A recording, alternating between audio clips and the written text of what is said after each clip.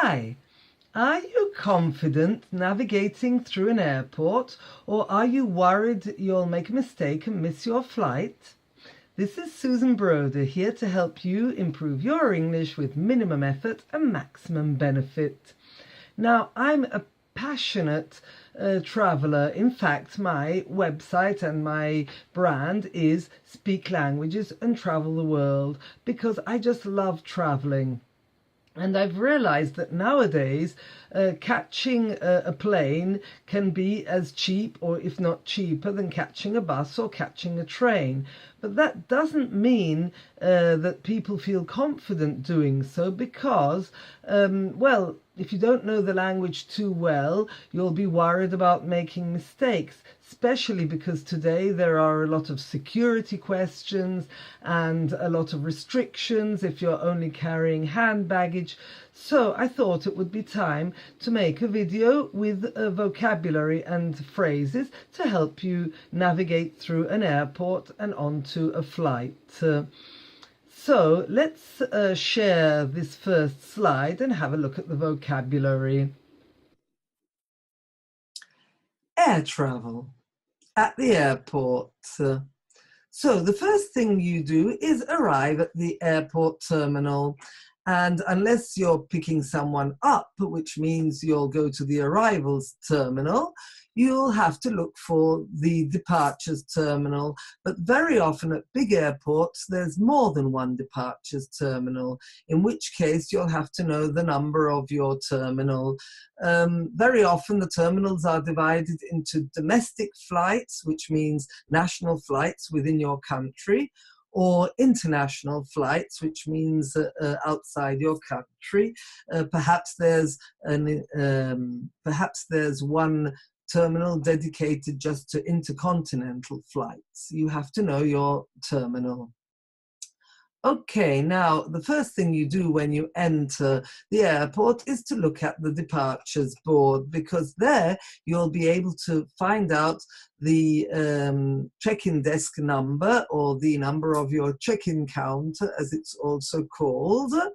You'll also be able to discover the flight times, and you'll find out if your flight is on time or whether it's delayed, which means it's late. You'll be able to see the gate number and whether people are boarding at the gate or whether the gate is already closed, which wouldn't really be very practical because it means you've missed your flight. So now when you go to the check-in desk, you have to drop off your baggage. In fact, sometimes the check-in desk is also called baggage drop-off. This means you have a lot of baggage that will be checked onto the flight and will be carried in the hold, in the part under the airplane. So when you get to the check-in desk, you have to check in your luggage or baggage. Luggage and baggage are synonyms. Instead, if you only have hand luggage, which is also called cabin baggage or carry-on baggage, then you don't even need to go to the baggage drop-off. You can go directly to the next stage, as long as you already have your boarding pass, your boarding card, because you had already checked in at home or online, or used one of the check-in machines, which are usually automatic when you enter the airport. But if you have both kinds of baggage, then you have to actually go to the check-in desk, and they'll also ask you about your hand luggage. So the most important thing is to follow the rules that your airline gives you, because every airline has different rules on the size and the weight of the baggage. So at check-in, the ground hostesses will ask you, can I have your ticket, your passport, your identity card? Please put your baggage on the scales, because an average piece of check-in baggage should weigh about 20 kilos. If it weighs more, it can be a problem. When you pass your documents, you always have to say, here you are. And then instead, the ground hostess or steward will say, I'm sorry, you have to pay an excess baggage fee if your baggage is too heavy.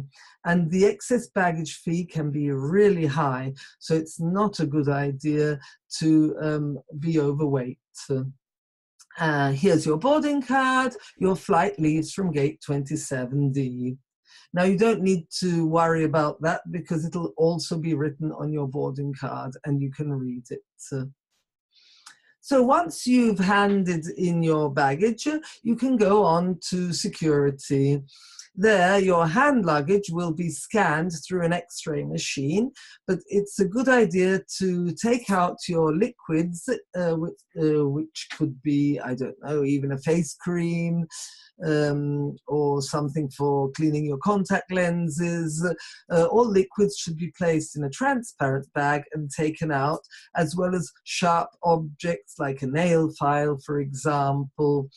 They'll want to see your laptop. Your laptop is your portable computer, and if you're on an international flight, they might ask to see your power bank as well, which is that little block which accumulates electricity. It's a kind of battery for when your phone runs out of electricity. You'll also have to go through passport control, and you may have to go through a customs check if they suspect you're carrying illegal goods. At this point, you'll have entered the departure lounge. Now, if you're very lucky and traveling first class or business class, then you can enter the VIP lounge, where you'll have a lot of extra comforts such as drinks, complimentary drinks, which means free, as well as perhaps some snacks, some very comfortable sofas and other luxuries. However, for the common traveler, nowadays it's very comfortable and practical, also outside the VIP lounge, and there are things like sockets to recharge your phone, your laptop, your power bank, your tablet. There are shops and snack bars, so it's really very nice outside too. The important thing is to keep an eye on the board, because they'll announce, or actually not announce, but write up when your gate opens. So you may end up not being able to, get on your flight if you've if you read it's closed, you've missed your flight, so you must keep an eye on the board. So some phrases for the duty-free shop. Can I help you? Yes, please. Can I have a perfume, a bottle of whiskey, cigarettes? Have you got any chocolates? Here you are. How much is it? It's €10. Thank you. You're welcome. Have a nice holiday. Have a nice trip. Have a nice flight. At this point, you have to make your way towards the gate because you'll be boarding your flight soon. So you need to follow all the signs. And sometimes you may need to take a shuttle, which could be a train or a bus. You'll often need to walk along moving walkways, and if you have to change flights, you'll have to follow the signs that say transit or connecting flight. So without actually getting out of the airport, but just going to the next area, the next terminal where your flight is.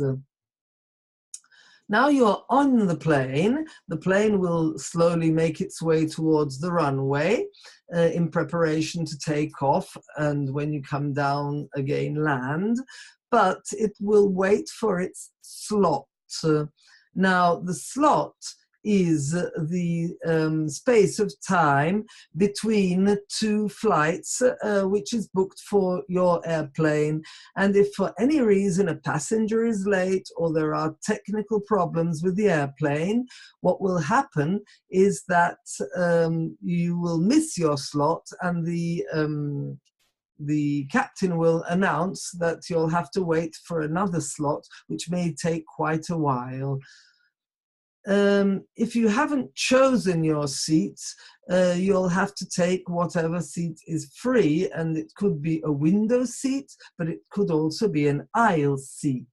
Now, aisle is pronounced without the S, aisle. So, yes, you must not always pronounce every letter that's written in an English word. The aisle is the corridor between the seats, the long, narrow corridor. And some people prefer the aisle seat because they don't disturb anyone when they have to get up.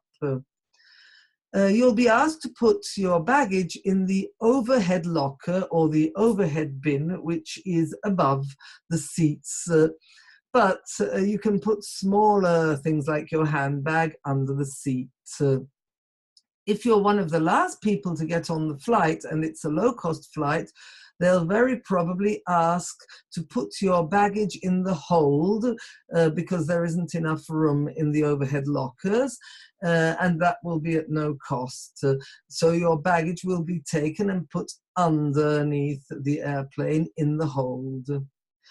Once sitting down, they'll ask you to fasten your seatbelt. And again, the T is not pronounced. You'll have to fasten your seatbelt. And that's also something they'll request you to do if you're going to have turbulence. They'll ask you to fasten your seatbelt even during the flight. They may also ask you to lower or raise the window blinds. The window blinds are the thing which blocks out the light, so no light can come in and you can't see out. Sometimes the stewards will ask you to raise the blinds or lower the blinds. And on a long-haul flight, so a long-distance flight, you may be given headphones to watch a film or listen to music. So they'll ask you on the plane, ladies and gentlemen, please fasten your seatbelts. Would you like something to eat, a sandwich, something to drink, a Coke, a beer? There's turbulence. We're landing in 30 minutes.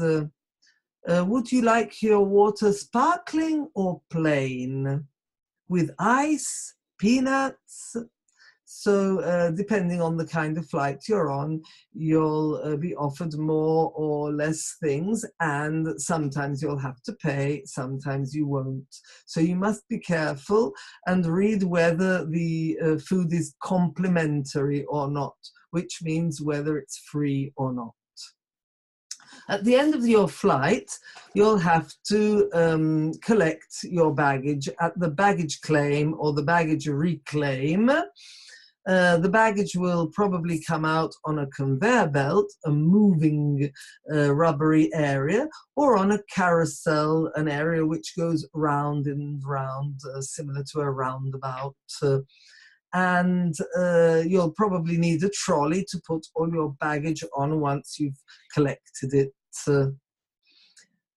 So please go to baggage claim and please collect your baggage from the conveyor belt. But if your baggage hasn't arrived, you could go to the Lost and Found office, which is the American for the Lost Property Office in the UK, and fill in the documents to see if they can find and send your baggage to you subsequently. Once out of the airport, so you've gone through the nothing to declare door, or perhaps the customs door if you have something to declare, you may be picked up by family or friends, or you may need to catch a bus, in which case you can ask, where's the bus to Warsaw?